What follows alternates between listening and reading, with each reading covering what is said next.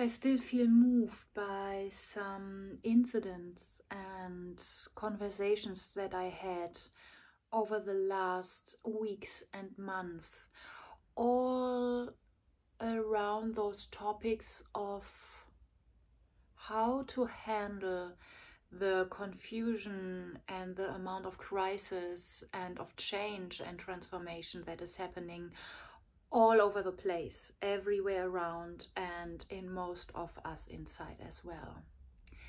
And again, I spoke with people from my, let's say, scene, which is Western people having some money and time and energy for focusing on inner work and development and healing and psychotherapy, etc., etc.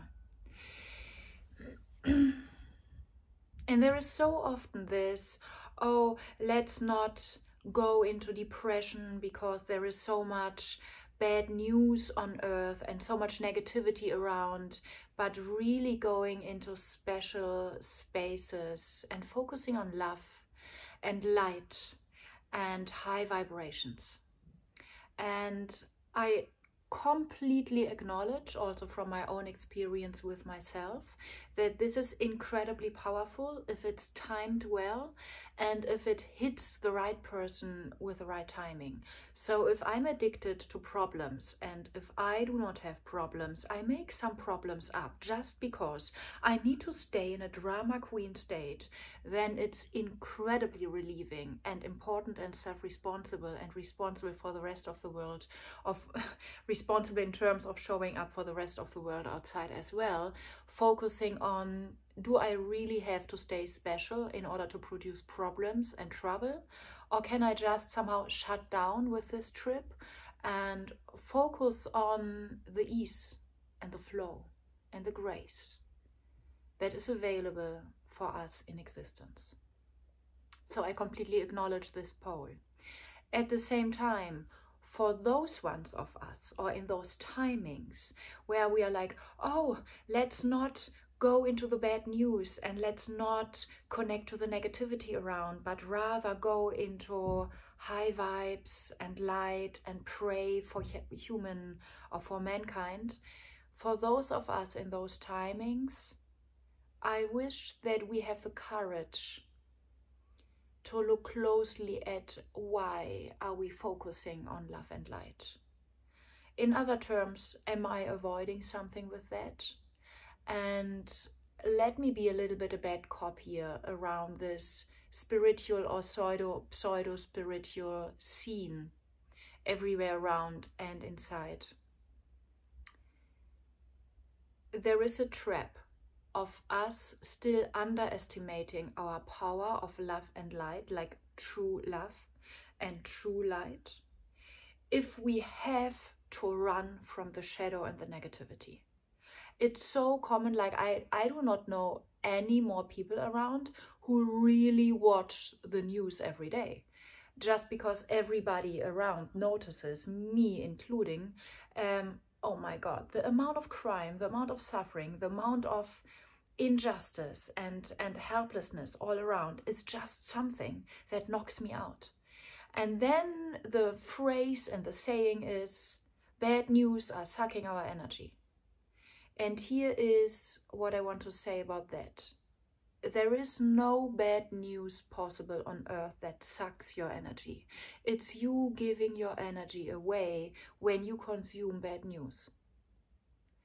So you are the only one being responsible at the end of this day and at the end of your life for having energy or having no more energy. There is nothing that can truly force you to give your energy away, to hand yourself over. So my kind of promotion clip in this video is, let's focus on the bad news, the even more, until we learned that our focus on love and light does not shrink when it comes to shadow parts or shadow layers on this process and in this journey. I don't want us in this love and light spiritual scene to stay that insignificant on a political level and on a global level, and that small, that it's truly just defined by us being luxury children full of comfort zones. I don't want us to end up there. So in order to come from this kind of heritage that we have at the moment and still show fully up with our full potential and force and rage and true love and true light, which is full of action, by the way, we have to incorporate, to embody the charge of the collective and individual shadows as well. So I don't want us to run around with just another kind of glamorized victim story. That is, I have to retreat from the bad news because I felt that this is only about the second dimension and we are onto the sixth dimension. As long as the first dimension or zero dimension knocks me out, I'm not over it, obviously. There is nothing that I should hand over my power to.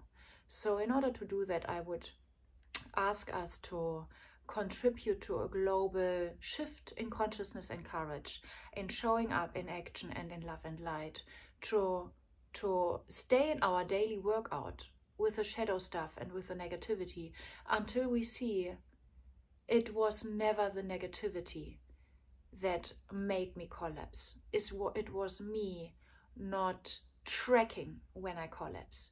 And by zooming into those processes and slowing them down and down and down, we can focus on this collapse. We can see this gap in our nervous system.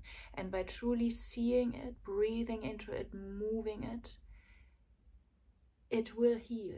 It will unwind internally. And then we will not only stop consuming bad news, but more so, we will stop producing them. And I think that's a truly sexy goal.